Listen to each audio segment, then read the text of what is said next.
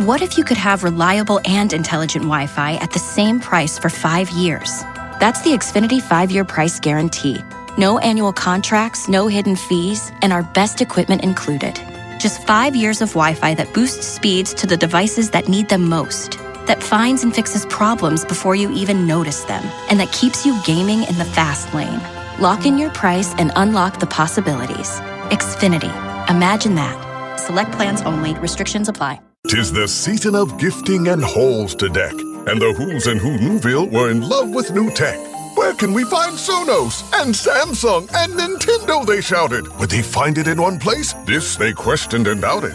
When suddenly a Who yelled, Walmart's the place to start! And each Who added headphones, TVs, and games to their carts. With Walmart, their shopping was done in a flurry. They cried out, "Who knew?" and ordered their gifts in a hurry. Shop the latest tech gifts in the Walmart app.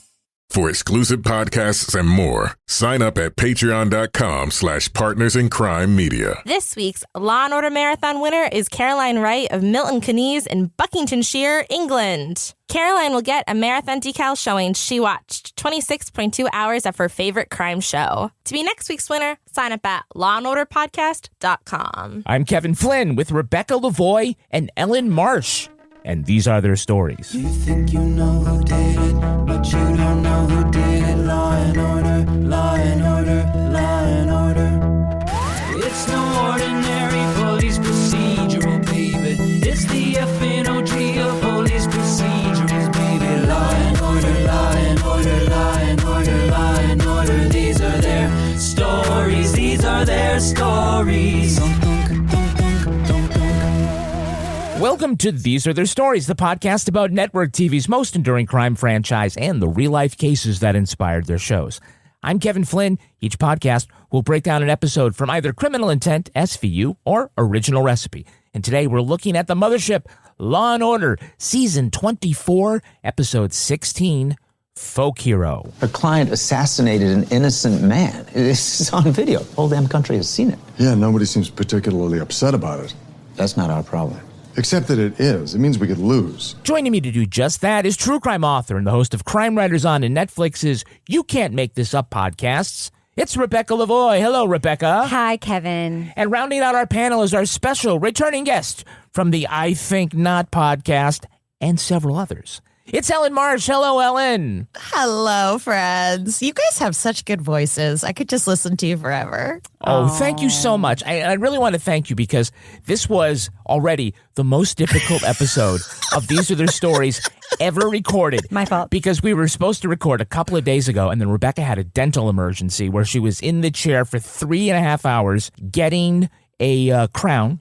As I said, it was bloodier than a Civil War battlefield amputation. Yes. Mm-hmm. And then yesterday we were going to record, and then we love each other so much, and we're not going to point fingers and blame each other again. But I'll just say that sometimes, and again, not pointing fingers, but sometimes one person just thinks I need to tweak the color of this camera just slightly. So I look prettier. And then unplugs things and puts them back in a way that just rips out sound cards. I mean, just, things like that. Mm-hmm. Yeah. Some people don't understand this is a fucking Jenga puzzle of cables that are loose. You're saying it's man's work? Is that what you're saying? No, I'm not, no one is blaming. I'm not saying this could have been a marriage ender. Yeah. But I want to thank you, Ellyn, for your patience because you kept coming back. I only got to see Cranky Kevin. Right. And then as we began, we realized that Ellyn took Rebecca's advice. No, I'm sorry. She took, I don't want to point fingers. She took advice from someone about how to use her microphone in the exact opposite way after she has made hundreds of millions of dollars in podcasting. She suddenly thought that she was using the microphone the wrong way. I did.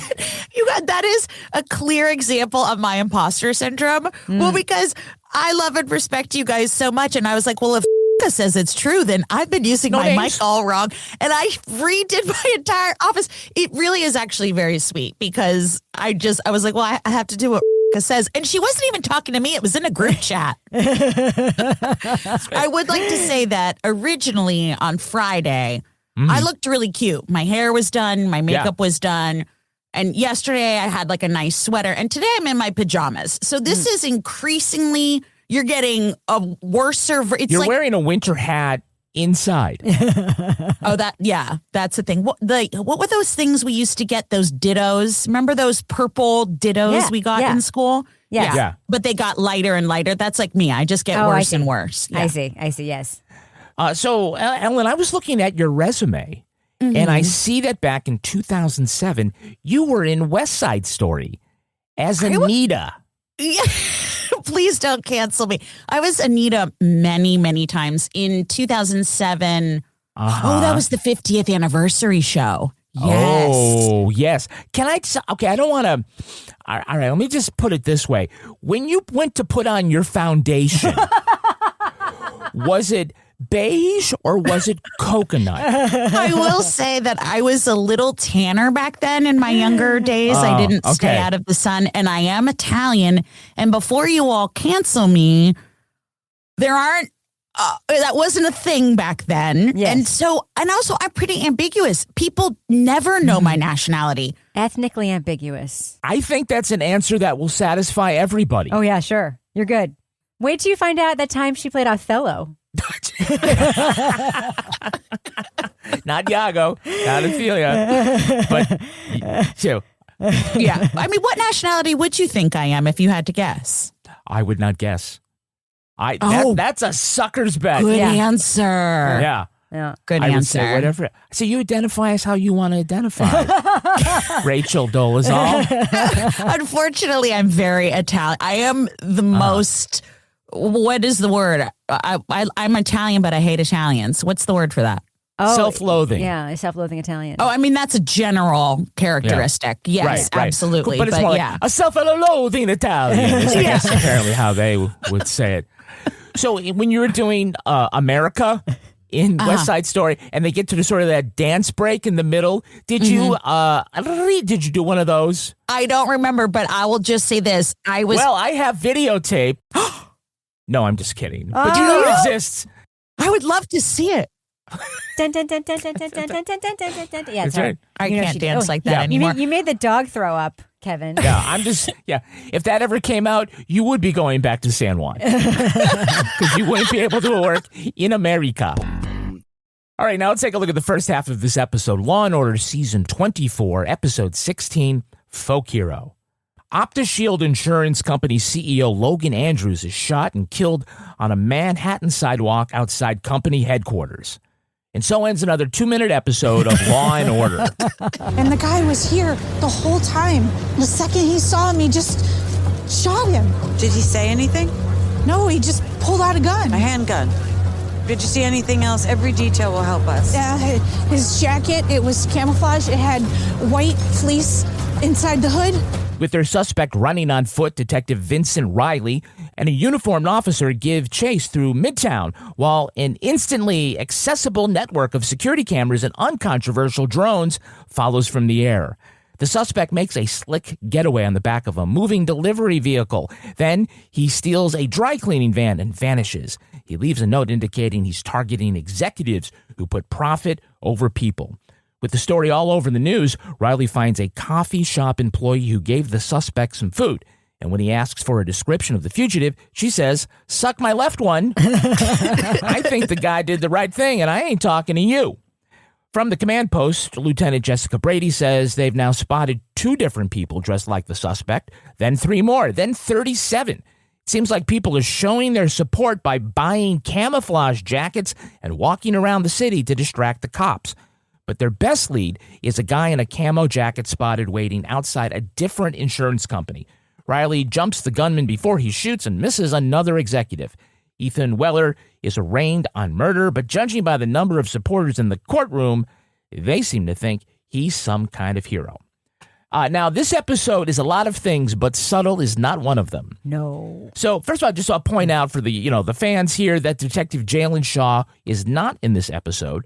Riley explains that Shaw is out sick. Waiting for a chest scan, but naturally they can't see him until like 2028, so his only alternative is to wait in the ER for 11 hours. That's the game. Mm-hmm. My wife is constantly convinced I'm on the verge of death. Now she wants me to get this cutting-edge calcium scan on my heart. which is free if I'm in the network, but if I go out of network, it's like $350. And man, healthcare kind of sucks. Thanks, Obama. Fortuitously, they're having this conversation right before the shooting. Right before the shooting, Yes. yeah. Mm-hmm. Now, here's what I learned, Ellen, about New York people. Mm-hmm. They're good at watching people get shot. No one's great about helping. Yes and no. Yes, I would agree.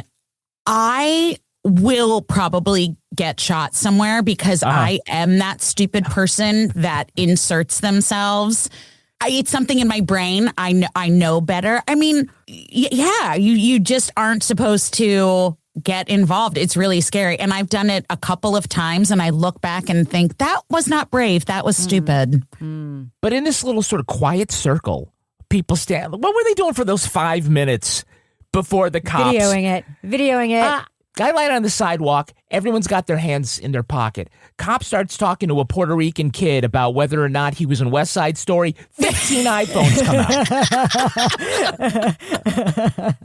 But they're like, I don't know. It looks pretty bad. Should we do something? I guess we'll just wait. What would you guys do in rural North? Where are you from? New Hampshire. New Hampshire. Yeah. Yeah. What would we do if a guy got gunned down on the sidewalk? We wouldn't be there. We don't have sidewalks. Yeah. You're like, that's what we get for putting in sidewalks. Curbage, that was fine. Fine, little sand in front of it. You put in one sidewalk, and this is what happens. Yep. Fox News is correct. You're inviting it. You're inviting it. Exactly. Not in my neighborhood. Yeah. Well, I want to say, I don't remember if I said this the last time I was here, but I always think this whenever I watch Law and Order. New Yorkers are insufferable for another reason, and I hate myself for this because every time I watch Law and Order and they say they're someplace, I'm like, no, they're not. Yes. No, they're not. Oh, even I knew that. That's my role on the show. I'm always like, look at that apartment. Look at that apartment. They're clearly on 2nd Avenue. Yeah. Even when they were at Stumptown, at the coffee place, which was Stumptown with that barista, I was like, that's not the Stumptown at Flatiron. That's the Stumptown in Greenwich Village. I hate myself. So I just wanted to put out that disclaimer that that's pretty much half of where my brain was. Kind of what happens in this episode, of course, is that there ends up being a foot chase all over Manhattan, right? So they're saying, we're here, we're there. And so for like most of America, like they can't tell. They say, like, they don't know, like, 3 blocks away is this. They don't get it. But just because the suspect is on foot doesn't mean you have to be. Let me tell you something about the NYPD. No body shaming. I'm just going to say that most NYPD, I wouldn't put jogging as their hobbies. So the fact that these guys were chasing a suspect, purely fictional. Yeah. So the shooter like gets some food at this coffee shop that's called Stumptown. Is that You could see the STUM and it's you Stumptown. Knew what that was. It's a roaster, yeah. Apparently he was given a crombone, probably a croissant scone with a muffin in it. I think it's a cronut reference that they're doing. It is. It's something. Like, have you had this? No. No. Would you be I've interested had other kind of bones, but not crom bones. God. She's got it on a Sunday morning. Yeah. Okay. Well, this sounds like a millennial's turducken, right? When he's a croissant muffin. I did love that barista, though. Oh, yeah. The best. Yeah, right. So Riley asks the woman, like, okay, what did he look like? All right, good. We can get a sketch artist here in about 5 minutes. We'll plaster his face all over the city. Yeah, that'd be a hard pass. A hard pass on what? Helping you find him. Are you serious right now? I feel like there's a language barrier here, so what I'm saying is, I don't want you to find him. Like he said, people over profits. Hard pass. Good luck with your project. Yeah. Like on Briscoe's Day, the worst was like the doorman would say, well, I didn't really see the driver, but the first 4 of the license plate were 5919, right? It was just... Yeah, she's like, I'm not helping you. I know who that guy is. We're all on his side. I was like, whoa. Yeah. I would date him if I could, essentially. But why does she really have a beef with OptiShield? She's working at this knockoff Starbucks. You know she doesn't have health insurance. Yeah. She's jealous. Right. Yep. You know what her health insurance is? What? Robitussin. Hey, we got a Hey, It's That Girl. Hey, it's that girl. Who is playing steely-eyed defense attorney Megan Stratton? Logan Andrews caused the death of thousands of innocent people by denying their legitimate insurance claims. Oh, she's fantastic actor, but I do not know who that is. Same.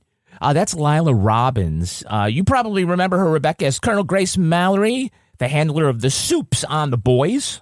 Or maybe Pamela Milton, the Commonwealth governor in The Walking Dead. Oh, I didn't watch that show. I know you didn't watch that. But actually, maybe you remember her as Steve Martin's wife, waiting at home in Trains, Planes, and Automobiles. The movie that came out just a couple of years ago, you mean?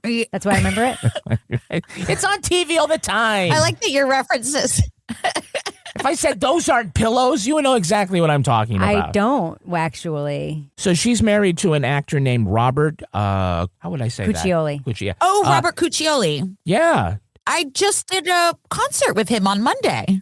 Really? Yeah, that's what a small world moment. Yeah, I just did a benefit concert with him.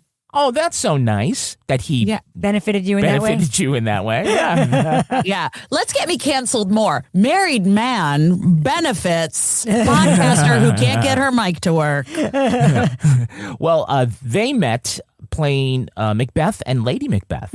I mean, fucking hot, am I right? That's a showmance if I've ever heard of one. Yeah. She's like, unsex me here. Come to my woman's breast and take my milk for gall, you murdering ministers. I'm just saying, there were a lot of moist seats in that theater, weren't there? Yeah. Yeah. Act 5, am I right? Kevin, John, Jacob, Flynn. Tell me more, Othello. We have a Hey, It's That Guy. Hey, it's that guy. Tell me the actor playing Sergeant Danny DeLuca, the guy who was running along. The only cop who can run. I know this one. You do? That's Jesse Metcalf from Desperate Housewives. Yeah. We're in pursuit northbound 3rd Avenue, 52nd Street. Police! Cutie Patootie. I'm good to see him back on the boards. He hasn't been here since the aughts. Yeah. He played John Tucker in John Tucker Must Die. Jeff Jackson in the Martha's Vineyard Mystery Series on Hallmark Movies. What? But, yeah, I know it's a thing. But he is best known as Sexy John Rowland, Eva Longoria's teenage gardener and boy toy on Desperate Housewives. Hot, am I right? I mean, not as hot as Macbeth, but sploosh, right? Yeah, I really haven't seen him in anything in years. I was like, whatever happened to that guy? I guess he's on Law and Order. Yeah, well, he was on Dancing with the Stars not long ago. Was he? Yeah, he got eliminated in week 4. Oh. He was dancing the tango to Tears for Fears. We got to get Ellyn on that show. Are you making that up? I'm not making that up, no. Did you look that up, Kevin? Somehow my original bunch of research, I missed that. Okay. And Are you a Dancing with the Stars fan? Do you know how you research things and you get into like a crazy ass thing and you know everything about something like the Diddy case or whatever? Yeah. That's how he is when he researches this stupid fucking podcast.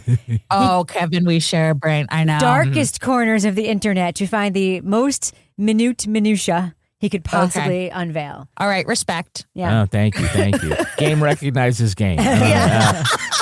So Jesse, before he played Bobby Ewing's son in the reboot of Dallas, he was Marshal Luke Watson in the series Chase, starring Kelly Giddish. Oh. Right before she came to SVU. Okay. Jesse says he works out 5 times a week. Quote, if my shirt's going to be off all the time on national television with 20 million people watching, I want to look my best. Oh. You and me, brother, both. Let's get that Listen, pecs. Yeah. Dozens of women would love to mount that, Kevin. Okay? I bet. There are 2 ladies in Duluth. They can't get enough of you. They're like, can you, she's petting my head, right? He's so cute. You guys are I'll so come over cute. and I'll mow your lawn with my shirt off and it'll be just the same. Can you give me the name of the guy playing Ethan Weller? No, that's the shooter? The shooter, yeah. No. I sent 22 emails. I spoke to 13 different executives, including Logan Andrews. I waited in the lobby of his office for 8 days until I saw him. No, he looked like a baby, though. Yeah, that's Ty Malback. You might remember him from the Oscar-nominated film Babylon. Never heard of it. His character was listed as Gorgeous Man. What All year right. did that come out? That was 23, I think. And what was it nominated for an Oscar for? Best Picture. Really? Yeah. Never heard of it. Well, now they get like 10, so yeah. They got to fill in with the losers. Yeah, Rebecca, you don't leave the house, so I don't know how. Same, Rebecca. True. Well, I would like to say maybe she doesn't leave the house. Would you leave the house if you lived with this? Oh, look at this. You guys are gross. Anyway, I called Rebecca at like 10 a.m. one day. I just kamikaze FaceTimed her. She didn't know I was calling, and she looked perfect. I was so annoyed. I was like, where are you going? Are you leaving the house? Yes, I was. She just did her hair perfectly. I can't do my hair imperfectly, Kevin. It's not possible. So Ty Mulback played Mr. Gatz in The Great Gatsby? Oh, no. The Great Gatsby Live. Oh, no. The Great Gatsby Live Read. Okay. It's a film where actors put on the costumes and read from the novel directly to the audience. It's like English class meets drag queen story hour. But he gets dressed up. I don't know. It's fantastic. Right. It's on his resume. Did you recognize the judge, William Mascatello? The guy judge? The guy judge. That doesn't help. No, I didn't. But I'm going to allow Miss Stratton to move forward with her defense. Your Honor? It's up to the jury to determine if this is preposterous, Mr. Price, not you. That's Bettina Martinez. He's best known as Police Captain David Aceveda in the Dirty Cop series, The Shield, Michael Chiklis, and before he was famous, Walton Goggins. He's had roles in Sons of Anarchy, How to Get Away with Murder, and he was the sheriff in the final 2 seasons of 13 Reasons Why. That's the teen drama series that taught American at-risk youth that if you commit suicide, everyone in your life will spend the next 12 episodes feeling sorry that you're gone. Really, really healthy. Really healthy.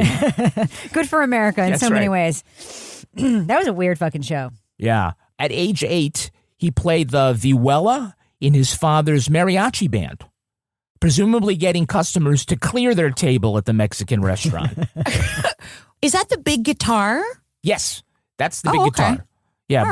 It's not just a big guitar. I would think No, they Anita. have a guitar, but it's sort of, it has sort of like a bowl shape. Wouldn't you think believe Anita would have known that? Just saying. Come on, yes, Anita knew that. You all, I really like my podcast. I don't want it to go away. No, it's us though, man. It's not you. It's going to be him. It's always him. As Ronald Young Jr. likes to say, nobody commits to a joke well beyond where it should be committed to. Better than Kevin Flynn. I am so unemployable after this. Lastly, who is the woman playing the OptiShield employee who identified the victim's body on the sidewalk? Yeah, it's Logan Andrews. He's our CEO of our company, OptiShield. Her name is Stacy Dickerson. She's had bit parts and things, usually playing She's reporters. such a bitch. You know her? No, I just wanted to contribute to the conversation. Okay.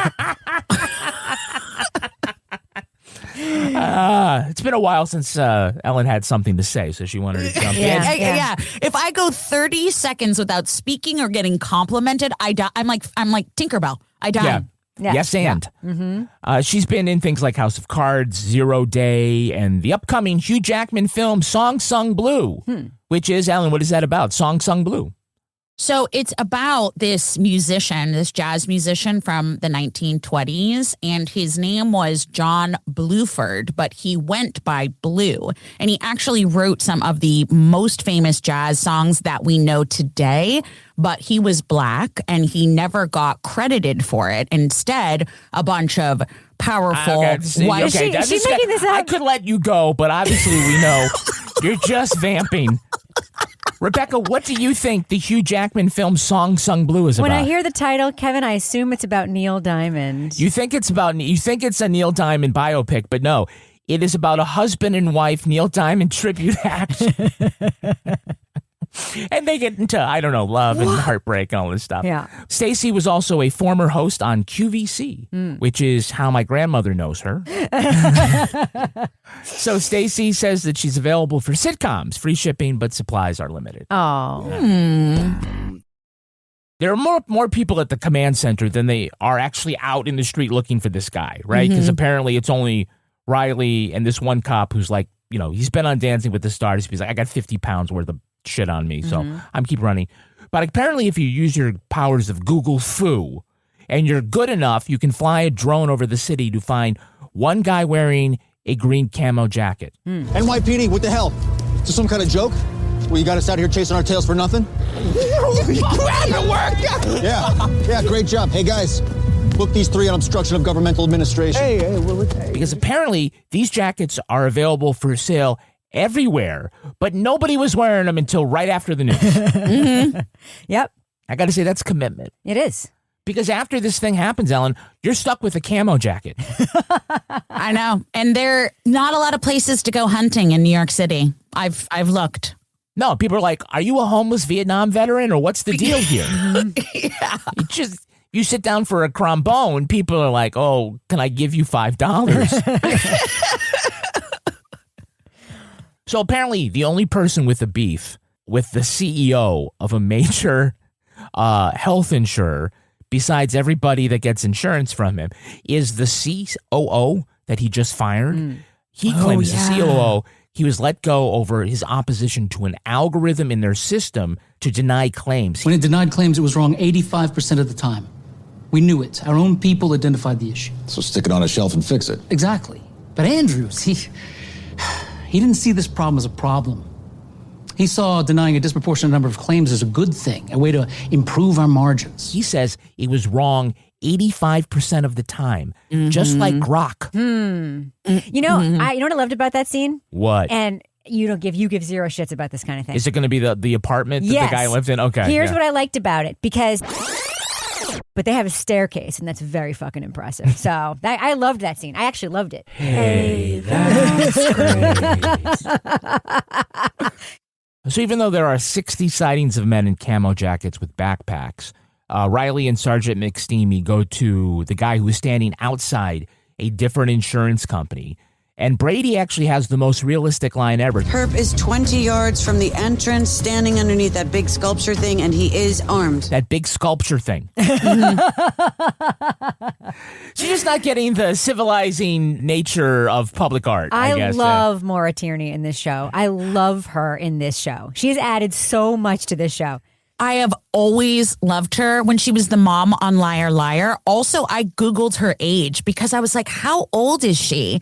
Because she's so beautiful, but she's not all toxed up. Correct. She's like 53. What is the age? She's 60. What? Yeah. She looks great. She looks great. I love her. She adds a lot of like earthy realism to the show, like no nonsense, but in a way that's not like over the top. You know? You want to talk about appropriation? Okay. What's an inappropriate part that Moira Tierney played or voiced? I don't know. Oh, was she in a cartoon where she was like... Moira Tierney is the original voice of Nala in the Lion King movie. Oh, because she brought the earthy mom thing to the part. Because she has that sultry voice. Do lions, do they associate with a particular race? Is that what you're saying? Well, it takes place in Africa. Oh, okay. I mean, they're speaking Swahili. You know, Rafiki is speaking Swahili. Yeah. And on Broadway, everyone in The Lion King is indeed black or a person of color. But I mean, Jeremy Irons then also appropriating. Yeah. Right. And Donny Osmond was the voice of the guy in Mulan. Listen, my ship is going down. I want Moira Tierney to come with me. Okay, I'm tearing it all down. I'm not going down with the appropriation of 2007. So Riley tackles their suspect right as he tries to shoot the very next guy coming out of the skyscraper. Police! Stay down. Did you see his coat?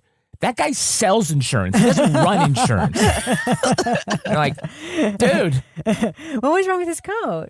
He's not dressed like an executive. Okay. Was it like a puffer coat or something? No, he was dressed like a real estate broker. Oh, okay. He had an ill-fitting suit. And just like, Yeah. It was a suit that like wardrobe needed him to fall down in. It was H&M is what you were saying. H&M, Yeah. exactly. Yeah. Somebody's got to buy their clothes at Sears. I get it. Yeah. Untailored Uniqlo.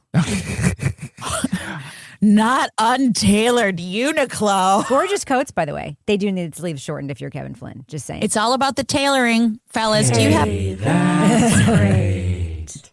So at arraignment, Maroun says that ballistics has matched Ethan Weller's gun to the murder with 100% certainty. And that's not a thing. No, it's not. 100% certainty. No. They could say that the gun couldn't be excluded, but not to the exclusion of every other firearm in the world. Are you saying that pattern evidence is not solid evidence? It's not. It's suspect. It's suspect. Gun identification through bullet striation is suspect science. So defense attorney Megan Stratton tries to argue for bail by pointing out that Ethan went to Williams College. My client is a recent graduate of Williams College. And I went to SUNY Stony Brook. Get to the point. And the judge responds by saying that she went to SUNY Stony Brook, just like Rebecca. That's right. Wait, in Long Island? I am a proud SUNY Stony Brook dropout, motherfuckers. Wait, in Long Island? Yeah. Do you think the judge got HPV there too? Did you just say I got HPV at SUNY Stony Brook? I didn't, A. My boyfriend is a plumber at Stony Brook. Oh, that's right. We talked about that when I met him. Yes. He had done repairs in the building where I lived for a short period of time before I dropped out. Why did you drop out, Rebecca? After getting diphtheria. It was chlamydia. I got chlamydia once too. I know. It was so embarrassing. I had to You go to dropped out of college because you got... No, that's not why. It was a correlation, not a causation, Ellen. Well, I'm running with that story. Dear Instagram. She got a yeast infection reading Macbeth. I did not. Oh, damn spot. I did not. That's right. Kevin, Philip, Brian, Flynn. Knock it off. Leave your beautiful wife alone. She's so gorgeous. Hey there, it's Katie Nolan, host of Casuals, the sports podcast where we don't care how much you know about sports, we're just happy that you're here. Every week, I hang out with some of my good friends to discuss the biggest stories across sports and entertainment, but in a way that's like fun and not boring. Want to know Sue Bird's favorite Diana Taurasi story? Or how heavy the Larry O'Brien trophy is? Or even what baseball team is right for you based on your moon sign? We got you. Listen to Casuals every Tuesday and Thursday on the SiriusXM app or wherever you get your podcasts. Bye! 'Tis the season of gifting and halls to deck, and the who's and who Newville were in love with new tech. Where can we find Sonos and Samsung and Nintendo, they shouted. Would they find it in one place? This they questioned and doubted. When suddenly a who yelled, Walmart's the place to start! And each who added headphones, TVs, and games to their carts. With Walmart, their shopping was done in a flurry. They cried out, who knew? And ordered their gifts in a hurry. Shop the latest tech gifts in the Walmart app. Planning a trip this year? Travel smarter and connect deeper by learning the local language with Rosetta Stone. With over 30 years of experience, Rosetta Stone's immersive, intuitive method helps you live the language, not just memorize it. Choose from over 25 languages, including Spanish, French, Japanese, and more. Their true accent speech recognition technology gives real-time feedback to help perfect your pronunciation. No translations, just natural learning that builds from words to phrases to full conversations. Whether you have 5 minutes or an hour, you can learn anytime on desktop or mobile. Get a lifetime membership and unlock all 25 languages. Learn as much as you want, whenever you want. Rosetta Stone. Learn confidently. Connect authentically. Don't wait. Unlock your language learning potential now. Listeners can grab Rosetta Stone's lifetime membership for 50% off. That's unlimited access to 25 language courses for life. Visit rosettastone.com/pod50 to get started and claim your 50% off today. Don't miss out. Go to rosettastone.com/pod50 and start learning today. All right, now let's take a look at the second half of this episode. Executive ADA Nolan Price thinks he's got a great case, but District Attorney Nicholas Baxter worries about Ethan Weller's new celebrity status. But might just be the strongest case I've ever had. We have more smoking guns than I know what to do with. I don't know. The city loves this kid. For now, but once we present the evidence. No, it's more than that, Nolan. This guy has hit some kind of populist nerve, galvanized a divided country. He murdered a man in cold blood. I am well aware. And people love him for it. Don't lose sight of that. ADA Samantha Maroun discovers Weller's motive. OptiShield rejected his mother's request for an experimental drug that would have saved her life. At trial, defense attorney Megan Stratton asks to wait on giving her opening until after the state rests its case. Price assumes that they're going to plead insanity. Instead, Weller's attorney pleads defense of others. Weller was saving the lives of thousands of people whose insurance claims were being rejected. It's a legally dubious theory, but the activist judge lets Weller argue it anyway. Meantime, Maroun says she understands why jurors might acquit the man who killed the embodiment of corporate greed, and Baxter is getting pressure from other CEOs and goes behind Nolan's back to offer the defense a deal. But The prosecutor insists on seeing it through to get justice for Logan Andrews' family. On the stand, Weller says how, despite his multiple appeals, OptiShield would not approve his mother's treatment, and Andrews himself brushed him off. Price gets him to admit that the CEO never had contact with his mom and that she wasn't murdered, she died of natural causes. But with a biased judge, an outraged public, and a jury that indicates it's willing to nullify, Price makes a last-minute plea offer to Stratton, which she rejects. The jury makes its decision, but it seems this episode went 5 seconds too long because we cut to black before the foreman can say whether Weller is guilty or innocent. We know what she was about to say. We know. Of course you do. She was saying an N. Right. I said the same thing. Yeah, she was going, Nah. He disagreed. He's like, how did you see that? I'm like, because I know what letters look like when people say them.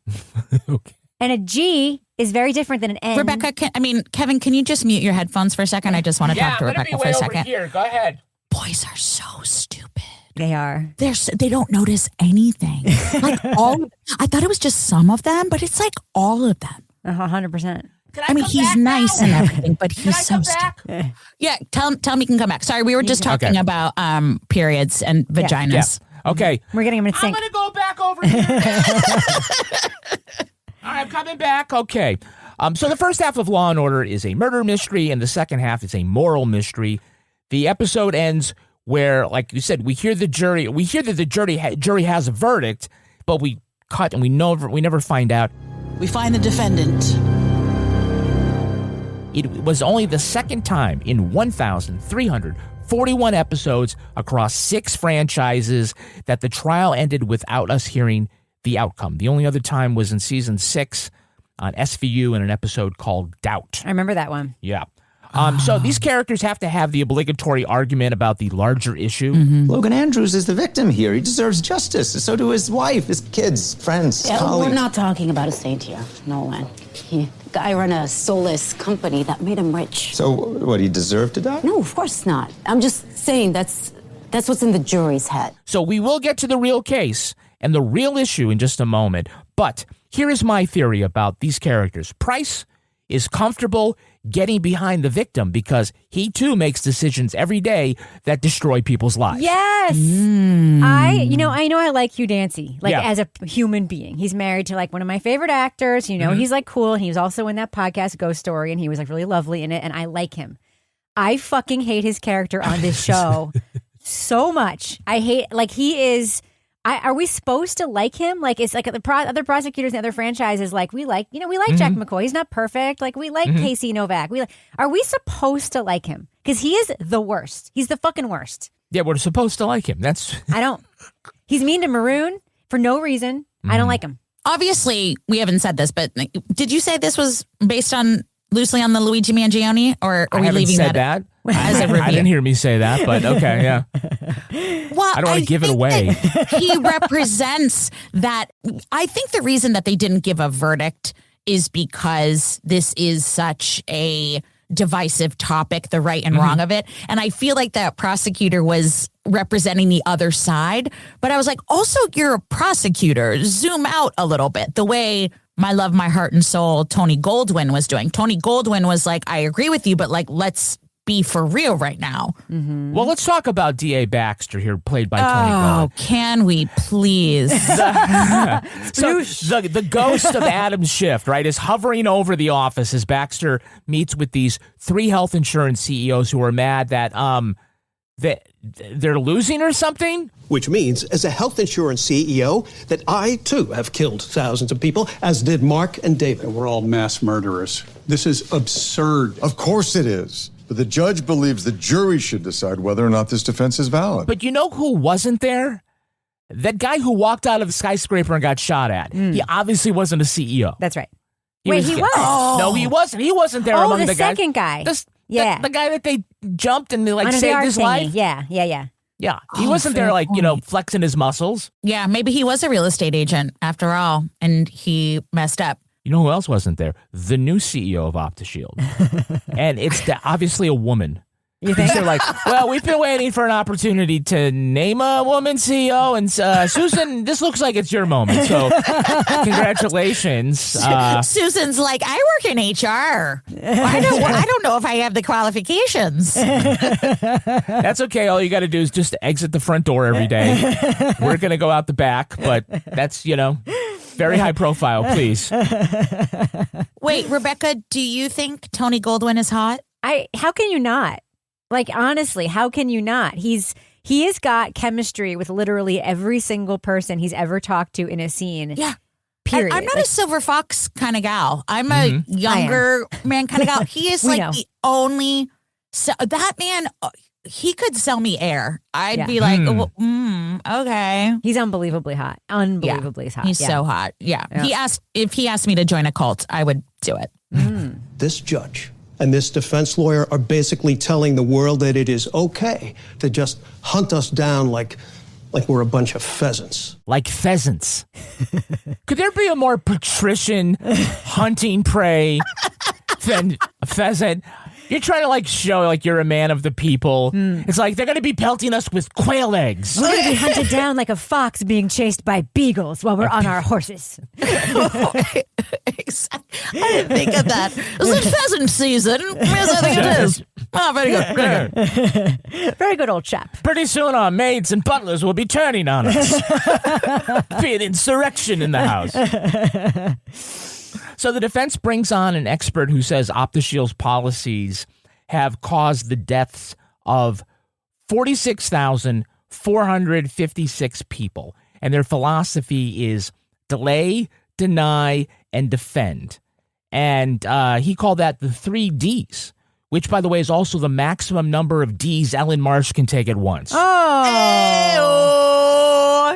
It's Sunday, but it ain't the Lord's Day unless you're calling his name. Yeah. Come on now. Delay, deny, defend. Yes. I do that every night, Kevin. Oh, stop it, Rebecca. Every night. I'm like, wait. You've taken more loads than Bob the Builder. Stop it. Wait. Oh, my stars. Deny. No, Kevin, I don't want to. Defend. Get your fucking hand off my boob. I'm trying to go to sleep every night. Delay. Maybe tomorrow.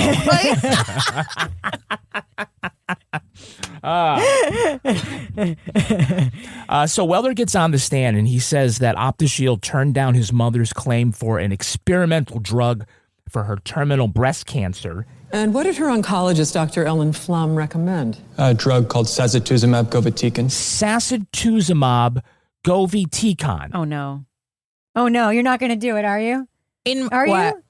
Sacituzumab govitecan. I will turn you down. That's it. That's all. Okay, thank you. Ellen went away. Did you hear his supercalifragilistic thing that he did last week? No, because I'm still here. If I heard it, I might have walked. So even when his mom died, she wanted to make a political statement. I spread her ashes at Orchard Beach. She loved it there. It's the only public beach in the Bronx. That's what she used to say. We are public beach people. And don't you forget it. They are public beach people. So scatter those ashes right between the lickety-split ice cream store and the vaping lifeguard. I mean, listen, if you can't get chlamydia the old-fashioned way, go to Orchard Beach. That's right. There, yeah. That's right. You could sit on the sand right next to one of those sand castles made out of cigarette butts. There's some unattended baby in a fully loaded diaper with a knife just running in the shore. Yeah. There's never, ever a diabetic emergency because there's always plenty of syringes everywhere. That's right. Yep. Just grab a syringe if you're thirsty. Yeah. And is it also where they would have someone with an antique boombox? It takes 15 D batteries, chews up the cassette tape. Yeah. Someone just playing it. Yeah. And they're also no, that's not a jellyfish. That's a floating condom. Kevin.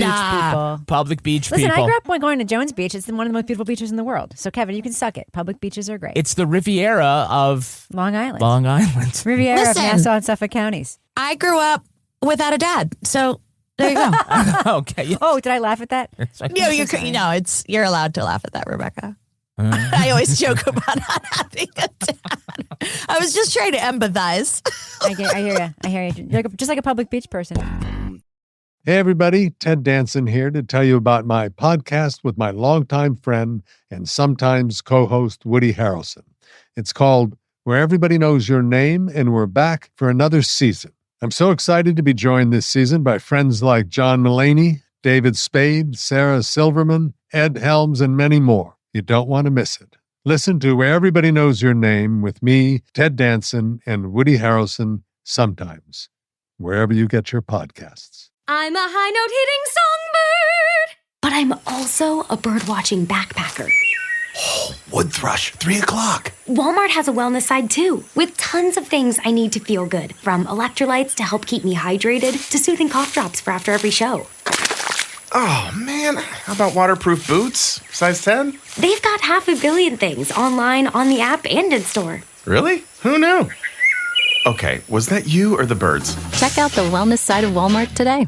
Planning a trip this year? Travel smarter and connect deeper by learning the local language with Rosetta Stone. With over 30 years of experience, Rosetta Stone's immersive, intuitive method helps you live the language, not just memorize it. Choose from over 25 languages, including Spanish, French, Japanese, and more. Their true accent speech recognition technology gives real-time feedback to help perfect your pronunciation. No translations, just natural learning that builds from words to phrases to full conversations. Whether you have 5 minutes or an hour, you can learn anytime on desktop or mobile. Get a lifetime membership and unlock all 25 languages. Learn as much as you want, whenever you want. Rosetta Stone. Learn confidently. Connect authentically. Don't wait. Unlock your language learning potential now. Listeners can grab Rosetta Stone's lifetime membership for 50% off. That's unlimited access to 25 language courses for life. Visit rosettastone.com/pod50 to get started and claim your 50% off today. Don't miss out. Go to rosettastone.com/pod50 and start learning today. All right, let's take a look at the real-life story that inspired this episode. It's time for Rip from the Headlines.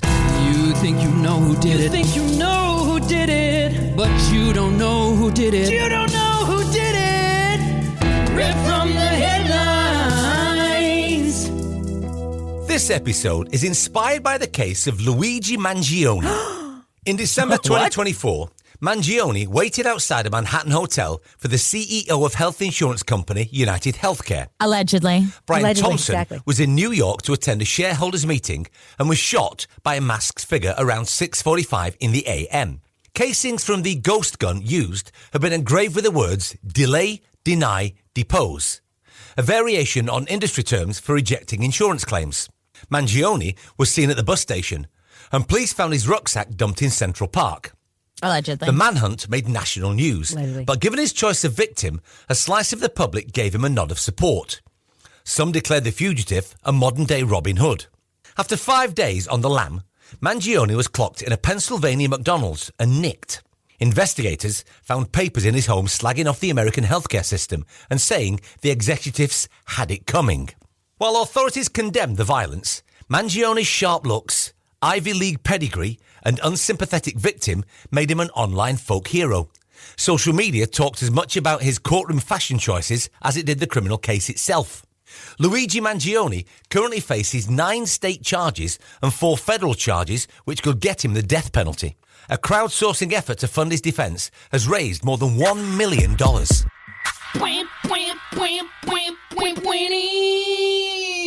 Now, those charges, that was a week ago. Was there changes in the charges that he's facing, or did they just kick out some evidence? Well, they certainly kicked out some evidence. Right. And there were some terrorism charges. The charges were dropped. Yeah, because okay. So usually I'd lead the discussion, throw out some facts, but I might just want to take a back seat. Oh, yeah. Because Ellyn is really into this case, Rebecca too. So let me just ask, what is the main reason you think Mangione has won sympathy from the public? Is it his cause or is it his style? It's 3 reasons. His cause. No, this or that. Come on, it's binary. It's because people think he didn't do it. Also, Kevin, that's also why he has great. People think he didn't do it, or that he's so screwed over by the process that he's not going to get a fair trial. There's a couple of different angles there. Ellyn, what do you think? Why is the public behind this guy like they wouldn't be for a different kind of shooter? Because I think that health struggles is something that everybody can empathize with. And the American healthcare system, we know openly, without even hiding it, prioritizes profit over people's lives. And everyone has dealt with an insurance problem in some way, shape, or form. And you get to a certain age and you've lost a parent or an aunt.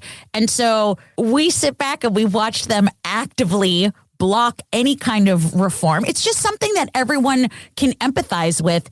And I don't think most people would condone murder, but it's something that they bring up in the episode that isn't Brian Thompson or that CEO, aren't they kind of murderers too? So I think people easily galvanized behind him, and it doesn't hurt that he is super hot.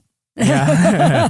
But Ellyn, are you in the camp that like he shouldn't go to jail because he was righteous, or is it you believe somebody else committed the crime? No, somebody shot the guy, wasn't Luigi. No, I don't believe in. Okay. If you murder someone, you have to go to jail.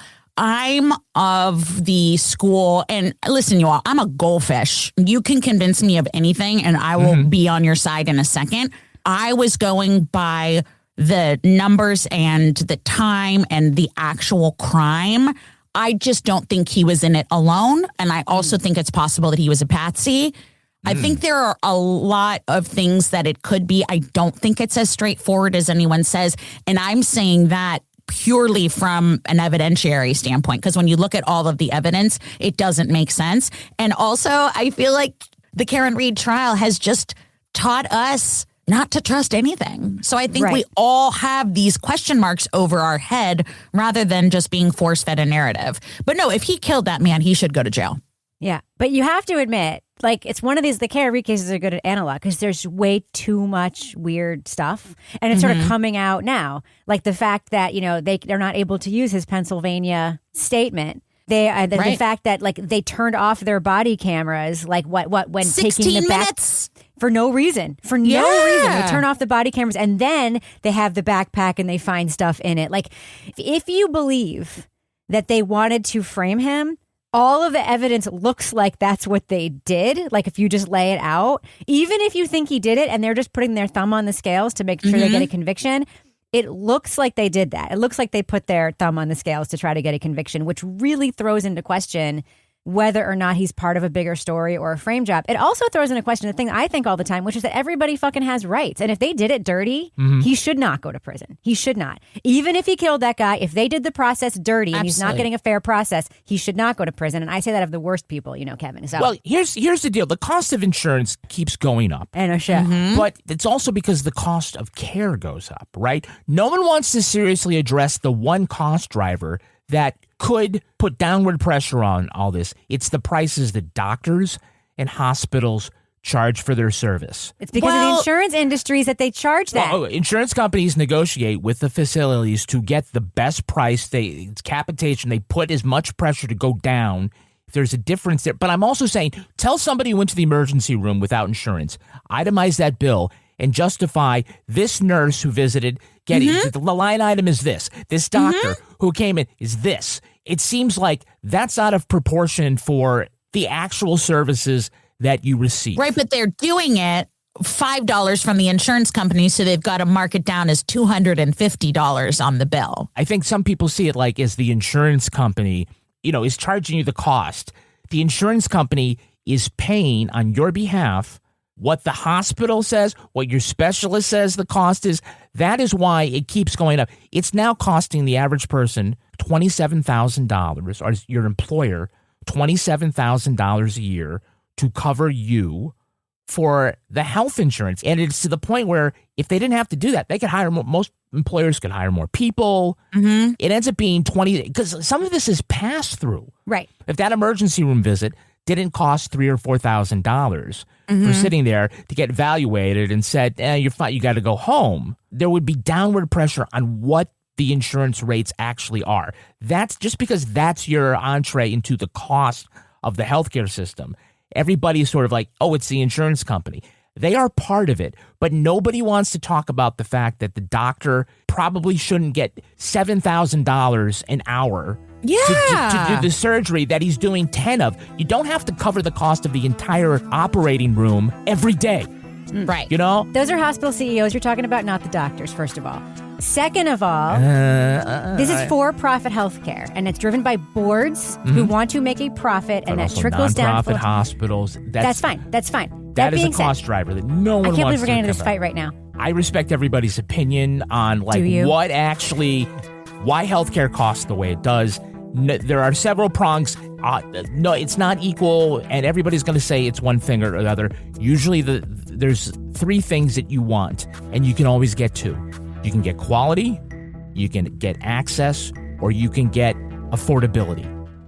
And you can get two of those, but you can never get all three. If you want quality and affordability, access is going to be hard. Access is going to be hard. When you think about in nations where they have, single payer healthcare or whatever, you can get a very cheap visit to one of those urgent care centers, but you're probably not going to be able to get an MRI or whatever. That right? It's like you always can get two, but you can never really get all three, and that ends up being a problem. In the U.S., you get none because you get denied the quality. It's not affordable, and when you try to make an appointment, even when you can cover it, it takes you 7 fucking months to get into the doctor. Well, some stools have no legs. I get it. Yeah. So, look, after one court appearance, the camera caught Luigi Mangione wearing brown loafers and no socks. And Google searches for Luigi Mangione ankles jumped 500%. Oh, that's funny. As did sales of Astroglide and D batteries. Oh, that's going to do it for us. I want to thank our guest, Ellyn Marsh. Ellyn, where can our listeners follow you? You can follow me on my social media at Ellyn Marsh, and it is Ellen with a Y. You can also follow me on I Think Not Pod on Instagram, as well as Shut the Fuck Up, Nick Lachey. That is my Love is Blind recap podcast with Daisy Egan. We have a lot of fun. Message me, follow me, and I have lots of Luigi Mangione on my Instagram. And Rebecca Lavoie, how can our listeners follow you? You can follow me everywhere at Reb Lavoie and watch Something's Off on YouTube. And you can follow us and like us on Facebook, Instagram, TikTok, YouTube X, and Blue Sky. Our newsreader was Cy Frater. Our theme music was composed and performed by Uncanny Valleys. Content assistance from Travis Roy. Lily Flynn handles promotions. All clips in this podcast were used in compliance with the U.S. Copyrights Act fair use exemption for criticism and commentary.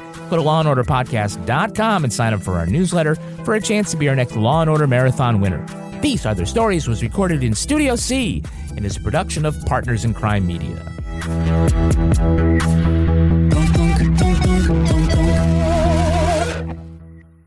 Partners in Crime Media. Hey everybody, Ted Danson here to tell you about my podcast with my longtime friend and sometimes co-host Woody Harrelson. It's called Where Everybody Knows Your Name, and we're back for another season. I'm so excited to be joined this season by friends like John Mulaney, David Spade, Sarah Silverman, Ed Helms, and many more. You don't want to miss it. Listen to Where Everybody Knows Your Name with me, Ted Danson, and Woody Harrelson sometimes, wherever you get your podcasts. I'm a high note hitting songbird, but I'm also a bird-watching backpacker. Wood thrush, 3 o'clock. Walmart has a wellness side too, with tons of things I need to feel good, from electrolytes to help keep me hydrated to soothing cough drops for after every show. Oh, man. How about waterproof boots? Size 10? They've got 500 million things online, on the app, and in store. Really? Who knew? Okay, was that you or the birds? Check out the wellness side of Walmart today.